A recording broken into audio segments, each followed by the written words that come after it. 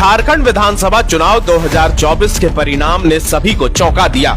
इसमें जीत भले इंडिया गठबंधन की हुई हो, लेकिन चर्चा जिसकी जोरों पर रही वह एक 30 साल का नौजवान है। इस नौजवान की पार्टी भले नई हो, मगर इनकी पार्टी ने चुनाव में बीजेपी और आजसू का हाल बुरा कर दिया। इस नौजवान ने बेहद ही कम समय में छात्र नेता से जन नेता बनने तक का सफर तय कर लिया है। इसे सुनने के लिए गांव और कस्बों से लोग दूर दूर से आते हैं। यह युवा नेता जीप के बोनट पर खड़े होकर भाषण देते हैं, जिसमें वो अक्सर स्थानीय मुद्दों पर जोर देते नजर आते हैं। इस युवा नेता के प्रशंसक उन्हें टाइगर कहकर पुकारते हैं। सादे लिबास में नजर आने वाला यह नौजवान नेता हमेशा युवा वर्ग के लिए रोजगार, भाषा और उनके हक अधिकार की बात करते हैं। इनकी सादगी इनके लिबास, भाषा और रहन सहन में भी झलकती है। यह युवा नेता और कोई नहीं बल्कि डुमरी विधानसभा से जीत दर्ज करने वाले जेएलकेएम प्रत्याशी जयराम महतो हैं। जयराम ने झारखंड की राजनीति में नए नेता के तौर पर डेब्यू किया है। वह छात्र आंदोलनकारी रहे हैं, साथ ही उन्होंने लोकसभा में भी अपनी किस्मत सराहनीय रहा। इस चुनाव में उनकी पार्टी जेएलकेएम ने बीजेपी के नेतृत्व वाले एनडीए गठबंधन को काफी नुकसान पहुंचाया। तो आइए जानते हैं कौन है जयराम महतो और कैसे इनकी एंट्री राजनीति में हुआ। उनके परिवार में कुल 4 लोग हैं, जिनमें जयराम, उनकी माँ, दादी और एक छोटा भाई शामिल है। जयराम के पिता एक आंदोलनकारी थे, जिनकी मौत अलग झारखंड राज्य आंदोलन के दौरान हुई थी। जयराम महतो की शुरुआती पढ़ाई लिखाई गांव में ही हुई, जिसके बाद उन्होंने पीके रॉय मेमोरियल कॉलेज धनबाद से इंग्लिश ऑनर्स में मास्टर किया। फिलहाल डुमरी विधायक जयराम महतो अंग्रेजी साहित्य में पीएचडी कर रहे हैं। अब आपको बताते हैं कि राजनीति में आखिर जयराम कैसे आ गए।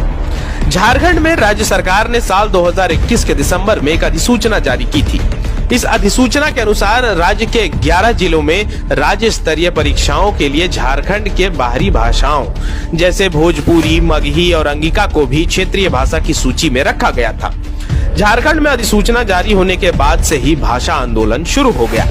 अधिसूचना से नाराज स्थानीय युवाओं ने बोकारो, गिरिडीह और धनबाद जिले में कई स्थानों पर विरोध प्रदर्शन किया। इन्हीं प्रदर्शनों के दौरान जयराम महतो का नाम भी सामने आया।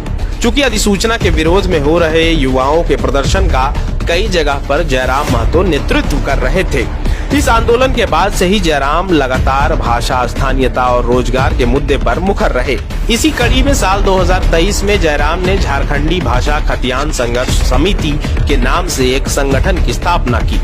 फिर साल 2024 के अगस्त तक उनका राजनीतिक दल झारखंड लोकतांत्रिक क्रांतिकारी मोर्चा बन गया। जयराम महतो की पार्टी जेएलकेएम ने लोकसभा चुनाव 2024 में 8 सीटों पर अपने उम्मीदवार उतारे थे। जेएलकेएम ने राज्य के गिरिडीह, रांची, कोडरमा, हजारीबाग और धनबाद जैसे महत्वपूर्ण सीटों पर अपने उम्मीदवार उतारे थे।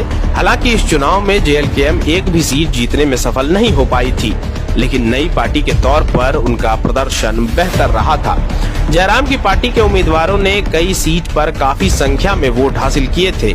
लोकसभा चुनाव में गिरिडीह से जेएलकेएम प्रत्याशी जयराम महतो को 3 लाख से ज्यादा वोट मिले थे। वहीं रांची लोकसभा सीट से पार्टी उम्मीदवार देवेंद्र नाथ महतो ने चुनाव में 1,32,000 से ज्यादा वोट हासिल किए थे। जेएलकेएम पार्टी ने विधानसभा चुनाव में केवल 1 सीट पर जीत हासिल की, लेकिन इस पार्टी ने एनडीए गठबंधन को काफी नुकसान पहुंचाया। जयराम की पार्टी का प्रभाव इस बात से आंका जा सकता है कि झारखंड विधानसभा चुनाव में हॉट सीट माने जाने वाले सिल्ली और चंदनक्यारी विधानसभा क्षेत्र के परिणाम में जेएलकेएम उम्मीदवारों की अहम भूमिका रही। सिल्ली में जहां जेएमएम के अमित महतो ने आजसू सुप्रीमो सुदेश महतो को हराते हुए जीत हासिल की, वहीं इस सीट से जेएलकेएम उम्मीदवार देवेंद्र नाथ महतो तीसरे स्थान पर रहे। इसी तरह चंदनक्यारी, जहां से एनडीए नेता प्रतिपक्ष अमर बावरी को मैदान में उतारा गया था, वहां भी जेएमएम उम्मीदवार उमाकांत रजक ने जीत दर्ज की। लेकिन इस सीट पर भी चर्चा का विषय रहा जेएलकेएम प्रत्याशी अर्जुन रजवार, जो नेता प्रतिपक्ष अमर बावरी को पछाड़ते हुए दूसरे स्थान पर काबिज हुआ।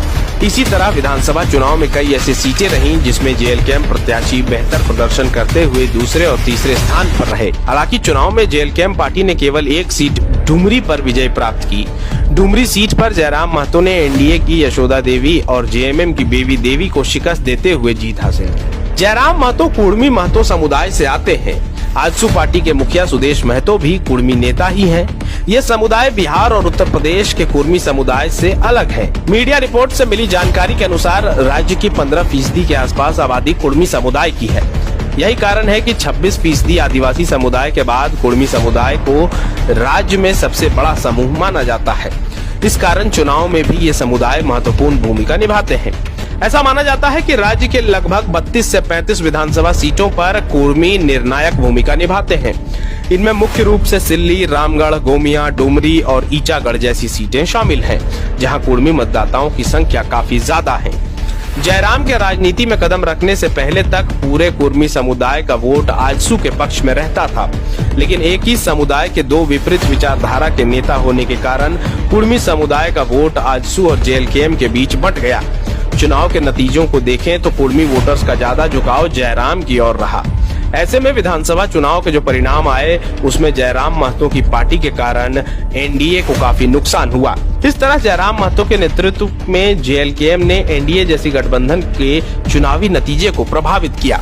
जयराम महतो की युवाओं में अच्छी पकड़ मानी जाती है, साथ ही चुनाव में भी उनका फोकस स्थानीय मुद्दों पर रहा। ऐसे में जनता ने जयराम पर भरोसा जताते हुए एक छात्र नेता को जन नेता बनाते हुए विधानसभा तक पहुंचाया।